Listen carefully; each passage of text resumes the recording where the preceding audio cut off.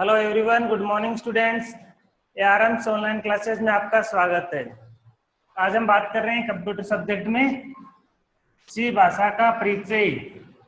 सी भाषा में आपको बता दिया था मैंने इनके डेवलपमेंट के बारे में और इसके प्रोग्राम किस प्रकार से बनाया जाता है। प्रोग्राम बनाने के लिए उनमें आपको कुछ मेन जो चीजों की जरूरत होती है वो होते हैं। तो वो सबसे पहले आता है कि अभिज्ञानक किसे कहते हैं। अभिज्ञानक का मतलब होता है आइडेंटिफायर। आइडेंटिफायर नाम आप जानते हो कि किसी की आइडेंटिफाई करे, मतलब उसकी जो परिभाषा दे, क्या देता है, परिभाषा देता है। या इसके बाद दूसरों के बारे में जो इसकी जानकारियां उपलब्ध करवाई जाती है आप लोगों को, वो क्या कहलाता है, अभिज्ञानक कहलाता है। प्रोग्राम के इसका परिभाषा ये होगी कि प्रोग्राम जो चला रहे हो आप उसके विभिन्न तत्व हैं, जैसे चर का नाम होता है, फलन का नाम, तथा सिंबॉलिक चर या अचर होते हैं। उनके जो यूजर द्वारा बनाए जाते हैं, क्या होते हैं, यूजर के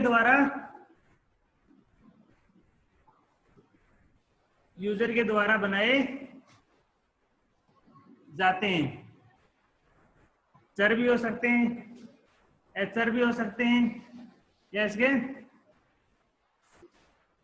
सिंबॉलिक, कोई भी सिंबॉलिक नाम या किसी का सिंबल देते हैं आप किसी को, तो ये सभी मिला के इनको क्या कहते हैं, आइडेंटिफायर कहलाते हैं। ये सभी यूजर के द्वारा दिए जाते हैं, इसलिए इनको यूजर डिफाइन या आइडेंटिफायर या परिभाषा के कहते हैं। अब इनको लिखने का कुछ एक तरीका होता है, इसके कुछ नियम्स होते हैं, लिखने के कुछ नियम्स होते हैं। वो आपको इस प्रकार से हैं। पहला अक्षर, प्रथम अक्षर अंग्रेजी का और कैपिटल लेटर,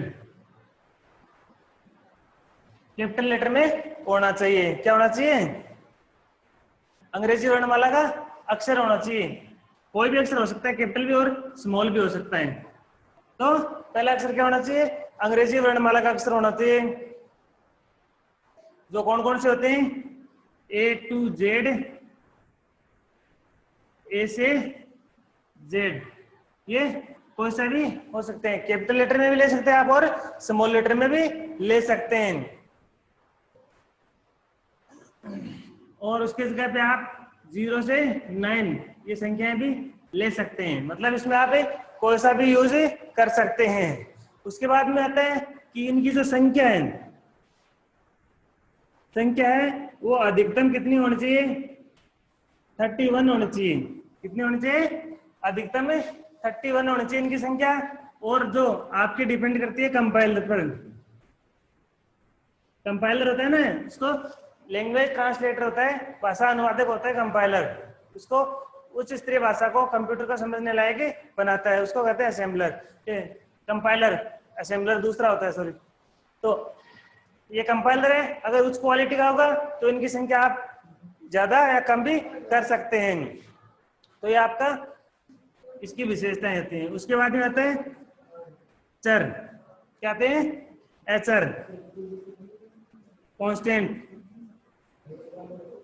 कांस्टेंट का मतलब होता है यहाँ पे स्थिर, इनका मान क्या रहता है, स्थिर रहता है, जिनकी वैल्यू क्या है, स्थिर रहती है। ऐसे विज्ञानक जिनका मान पूरे प्रोग्राम में स्थिर रहता है उनको कांस्टेंट या अचर कहते हैं। तो ये अचर कितने प्रकार के होते हैं, 3 प्रकार के होते हैं। अचर होते हैं वो मुख्यतः 3 प्रकार के होते हैं। पहला होता है संख्यात्मक, कौन सा होता है, नंबर 1 पे आता है आपका संख्यात्मक। दूसरा आता है सांप्रतिक और तीसरा आता है स्ट्रिंग। ये 3 प्रकार के अचर होते हैं जिनका मान क्या रहेगा, पूरे प्रोग्राम के दौरान एक जैसा ही रहेगा, बदलेगा नहीं। उसके बाद में आते हैं संख्यात्मक। संख्यात्मक भी आपके 2 प्रकार के होते हैं। एक आता है पूर्णांक संख्या, कौन सी आती है, पूर्णांक, और दूसरी आती है वास्तविक संख्याएं। पूर्णांक संख्या का मतलब होती है कि आपकी पूर्ण संख्या होगी, कौन सी होगी, 0, 1, 2, 3 इस प्रकार की संख्याओं को लेगा। और वास्तविक संख्या में आती है आपकी दशमलव संख्याएं। कौन सी आती है? ये आपको दशमलव संख्याओं में भी ले सकता है, इसलिए इनको वास्तविक कहते हैं। मतलब एग्जैक्ट वैल्यू या जो इनका पूरा मान होता है वो इसमें बता दिया जाता है, इसलिए इनको रियल वैल्यू बोलते हैं।